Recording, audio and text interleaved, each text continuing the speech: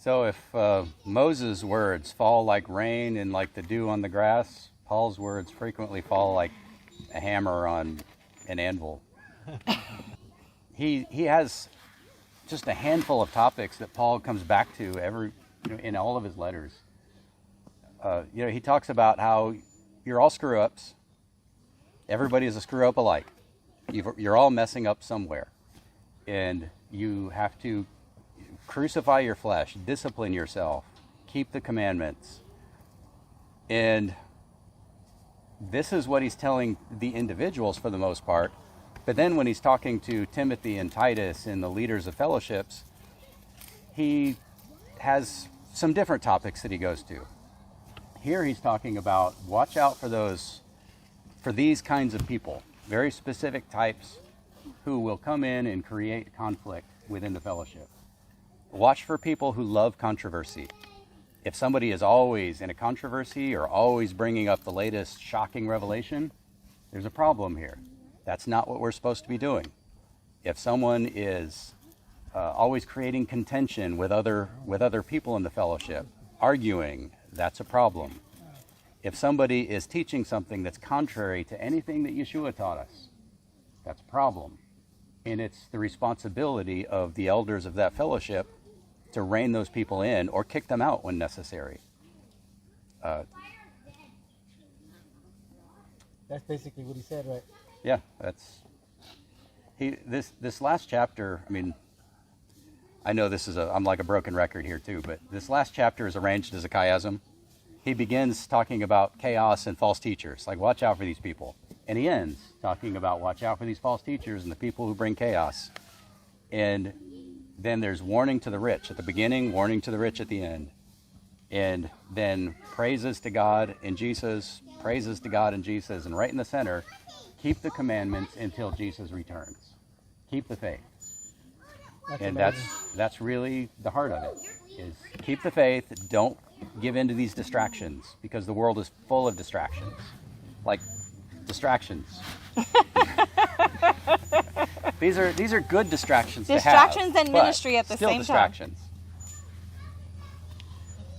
So there's a lot of discipline and a lot of stuff that we need to be watching out for. And one of the things that we can really learn from that is that the kingdom is not necessarily live and let live. Let people do whatever they're going to do. There's a lot of that, and God's law is pretty libertarian as far as most religious laws go. He's way more easygoing than man's religious laws.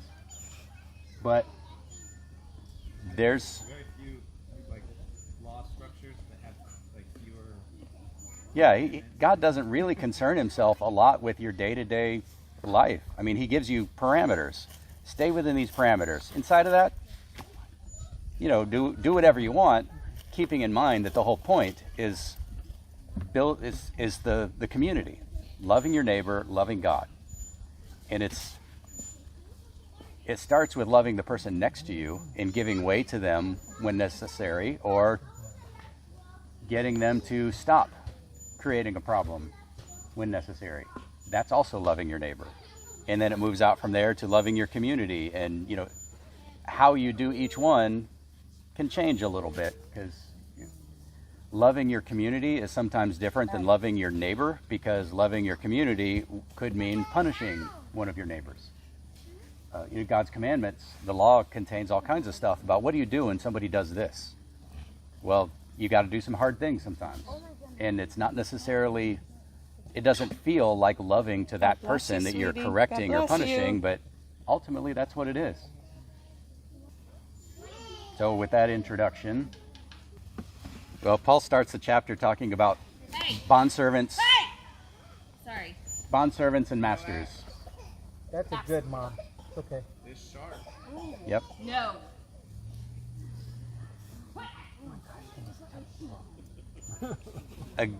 A great object Example. lesson in sometimes to love your neighbor, you have to be a little harsh with your neighbor. We don't want you to lose any toes. Or your children. So Paul starts this chapter talking about slaves and masters, which in our modern world, these are almost a forbidden topic, but he wasn't talking to Hebrews. So he wasn't talking to people who were bondservants in the sense of that God commands in Torah. These aren't people who were going to be set free in the 7th year. These are people who were likely slaves for life unless they could buy their way out of it. Like us?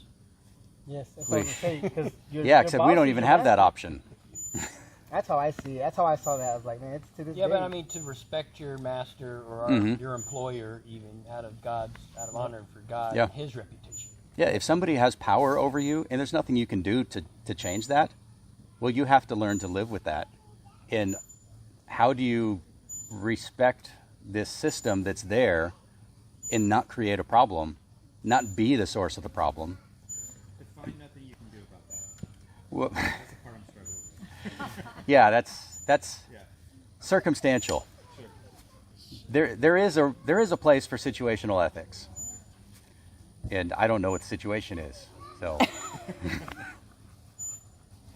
Well, and in our modern context, it's like we might be like indentured servants or something like that in our corporate kind of world with jobs and mortgages and that kind of thing, and we do have paths out of that. They're not all easy, but there's a lot of people even in this movement who have been, trying to become homesteaders and completely independent and off the grid. And I'm not saying everybody needs to do that. That's not a suggestion. But there are ways in our modern context where we can gain more freedom. But while we're doing that, we do have to respect and demonstrate and represent God well in those situations, because we can't be and I think when we were reading this, like, that was the thing I was thinking about when he's talking to these slaves. He's like, he's basically saying, don't give God a bad reputation. Do not slander his name by acting outside of the bounds of his character, which is hard. yeah, in 1 Corinthians 7, Paul actually says, if you can gain your freedom, then do it. But if you can't, live at peace as much as you can. Yeah. That reminds me of a scripture when the taxpayers. Let's put it up right now. When it came to Peter and asked Peter, doesn't your master pay tribute? Remember that one? And then so he says, yes. And when he came into the house, Jesus prevented him, saying, what thinkest thou, Simon? Of whom do the kings of the earth take custom or tribute? Of their own children or of strangers? And Peter said unto him, of strangers. I'm saying Jesus because this is the verse I'm reading. But he said unto him, then the children are free. It says, now, notwithstanding, lest we should offend them, go out to the sea, cast a hook, take up a fish, the first one you catch it, and open its mouth, shall find a piece of money. Give it as a tribute. Pretty much pay your taxes. So, like in your circumstance, you probably have more freedom than most. From what I see, because I admire you and your lifestyle. But in the end, we are to honor those in authority. Am I right? Our tax Even people, those in power without authority. Yeah, and are the kings, the president, even they're all puppets, and we all have to be under them. We have to honor them, and by honoring them, we're honoring God. Because in the end, God put them in that position for a reason and a purpose, and it's all part of His big plan. But eventually, it shows in our fruits and who we are. I think just in how we act. And that also brings me to another a reminder of when your brother curses you or a friend tells you something bad, we'll bless them or pray for them. Because what will you do? You'll put burning coals on there, and they'll start feeling sorry for you. Or they'll feel bad for what they said or done to you. So I think that's Paul's right in what he's saying to Timothy. Yeah, part of that is also if your brother curses you or reviles you or whatever, part of the response ought to be to think, did I deserve that? I mean, am I doing something? Is he right? Because he might be. Maybe the way that he's approaching you about it is wrong, but maybe what he's actually saying is true. That's true. So we have to have the humility to take correction as much as give it. Like this. You mentioned the Jesus versus Yeshua thing. That's one of those controversies that comes up frequently in the Torah community. How do you pronounce the name of the Messiah or the name of God? Are you allowed to call him God? Is that the name of a pagan deity? Mm-hmm. Nobody here is going to argue about that. It's not one of the things we do. You may or may not agree with the things that the rest of us believe about it, but I don't care if you say Yeshua, Yahusha, Yehoshua, Yahshua, Jesus, Yesu. I don't care. We all know who you're talking about. So it's just not going to be a point of contention. Same with the Father. Yahweh, Yahuwah, Jehovah, Jehovah, God, Lord, don't care. There's a way. I have an opinion about how it ought to be pronounced. My opinion isn't worth a whole lot, and we're not going to argue about it. Yeah, and again, that could be one of the things that brings up strife every single week. Mm-hmm. Yep. You don't need Yeah. to focus on things like that. Divide. Mm-hmm. Yeah, most Weightier of the things that matters. people really get bent out of shape about don't really matter. Like, does it really matter how we pronounce the name? I know that some people really believe it matters because scriptures say that the Messiah came in the name of the Father. And, they'll say, well, that means that his name has to have Yah in it. But I won't say exactly what I think about that idea. Now But you got us all curious. Why would you do that to us? Just tell us. But that's just not the point. The point is that he came to glorify the name of his Father. He came in his Father's authority and character. Yeah, in his authority. Amen. That's exactly what he came to do. So it has nothing to do with how anybody pronounces anything. So nobody here is going to condemn you if you want to say Yahshua. Nobody here cares. Some people might care, but I don't care. Hey, I appreciate you, Jay. Thank you. I don't know. I'm weird. I'm funny. Thank you, Yay. Yeah. Thank Yay. you, Yay. Thank you, Yay. You're funny. Where's Carla? I thought it was interesting that this chapter includes the verse that lots of people love to quote, including many unbelievers. For the love of money. Yeah. And it's always misquoted and always given in the wrong context. But it's, for the love of money is the root of all kinds of evil. So I think,